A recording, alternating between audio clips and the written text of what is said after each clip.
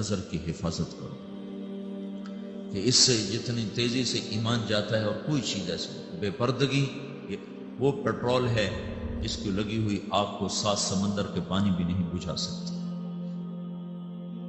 جہاں پردہ اٹھتا ہے وہاں حیا اٹھ جاتا ہے۔ 1792 میں ایک عورت تھی لندن میں جس نے سب سے پہلے آزادی نسواں کا نعرہ لگایا تھا، ورنہ اس سے پہلے یورپ بھی عورت اور مرد میں تفریق کا قائل تھا۔ اس کا نام تھا میری والسٹون کرافٹ۔ اس نے آزادی نسواں پر سب سے پہلے کتاب لکھی تھی۔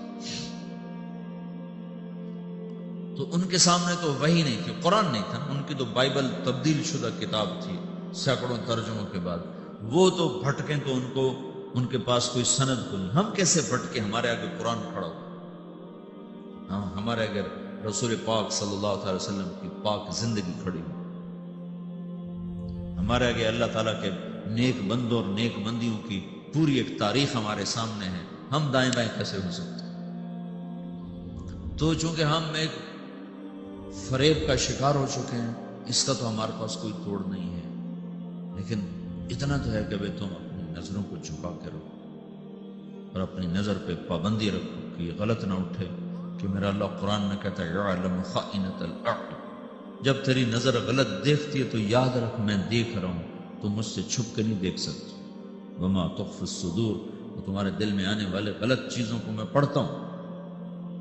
پھر اس کے بعد میڈیا کی یلغار ہے، اور فحش فلمیں اور فحش سیڈیز اور فحش پروگرامز، یہ ایک سوچی سمجھی سازش ہے میرے عزیزو، ہماری نسل کو برباد کرنے کی۔ یہ تمہاری دشمنی ہو رہی، اس سے ٹکر لو، اپنے آپ کو مناؤ کہ نہیں ہم بے حیا نہیں ہیں، ہم فحش نہیں ہیں، ہماری نظر پاک ہے، ہم ان چیزوں کو دیکھنے کے روادار نہیں ہیں۔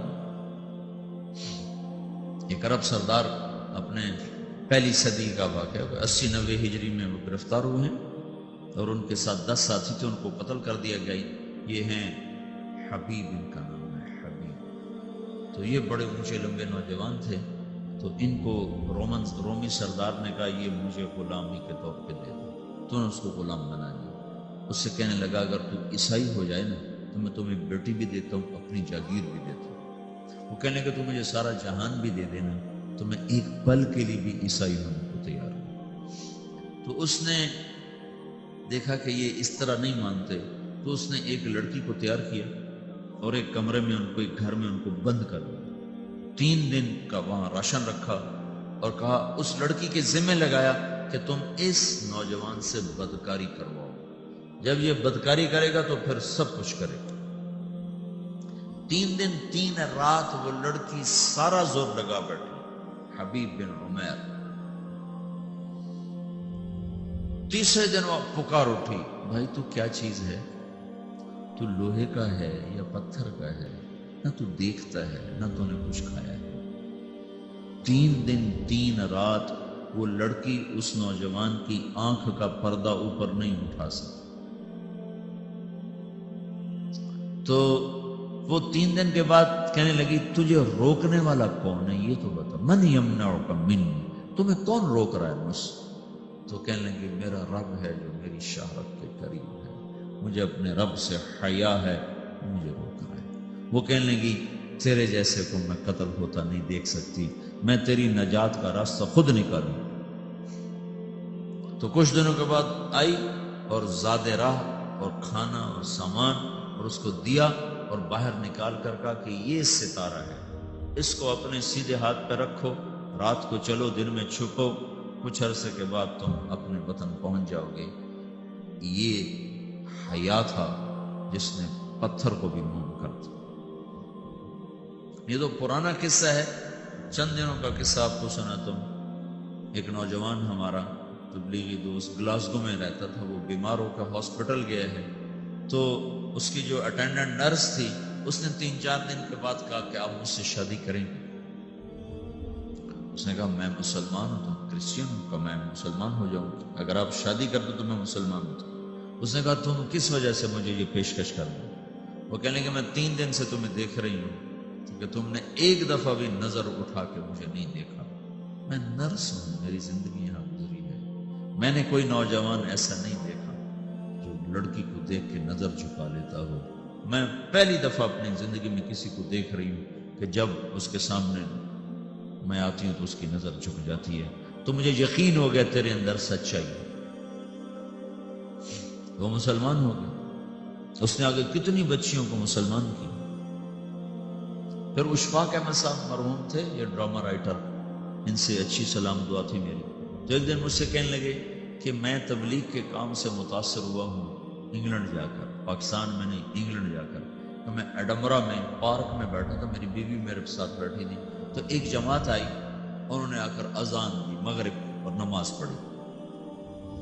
نماز کے بعد 13-14 لڑکیاں بھاگ کے آگے آئیں ان سے بات کرنے کے لیے۔ تو میں نے بیوی سے کہا آؤ سنو یہ کیا کہنا کہتے، تو کہا ہم دونوں بھی پہنچے۔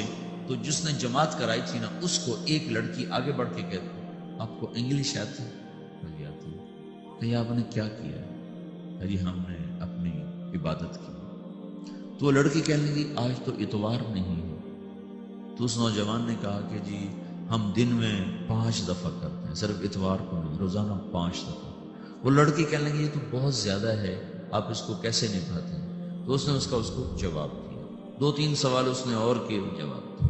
تو کہنے لگی اچھا بہت مہربانی۔ اس نے سے ہاتھ بڑھایا آگے ملانے کے لیے تو وہ نوجوان کہنے لگا میں آپ سے معافی چاہتا ہوں، میں آپ کو ہاتھ نہیں ملا سکتا۔ تو اس لڑکی نے کہا کیوں؟ کہ یہ ہاتھ میری بیوی کی امانت ہے اور کسی کو نہیں لگ سکتا۔ تو لڑکی کھڑی تھی، وہ زمین پہ گر گئی، صرف اس بول پر زمین پہ گئی، کھڑے کھڑے وہ زمین پہ گر گئی اور وہ بچوں کی طرح رونے لگی پھوٹ پھوٹ کے، اور کہنے لگی وہ لڑکی کتنی خوش قسمت ہے جس کے تم خامد ہو، کاش یورپ کے مرد بھی ایسے ہی ہوتے۔ جس رب نے نفسیات بنائی ہے وہ اگر کوئی عورت کپڑے اتار دے تو اس کی نفسیات بدل جائے گی، چاہے وہ مغرب میں پیدا ہو چاہے وہ مشرق میں پیدا ہو۔ عورت کی نفسیاتی حیا ہے اور وفا ہے، کسی وفادار کی تلاش ہے۔ تو وہ اس کو پتہ بھی نہیں ہے کہ مشرق کا حیا کیا ہے، لیکن وہ اس کو اللہ نے عورت بنایا ہے، اس کے اندر کی وہ نہیں مر سکتی چیز۔ کاش یورپ کے مرد بھی ایسے ہوتے۔ اور آنسو پوچھتی ہوئی وہاں سے اٹھ کے چل دی۔ تو اشفاق صاحب مرحوم کہنے لگے میں نے اپنی بیوی سے کہا بانو آج وہ تبلیغ ہوئی ہے کہ لاکھوں کتابیں بھی چھپ جاتی، وہ کام نہ ہوتا جو یہ نوجوان اپنے عمل سے کر۔ تو میرے عزیزو کٹی پتنگ نہ بنو، اپنے کٹی پتنگ کی منزل کوئی نہیں رہتی۔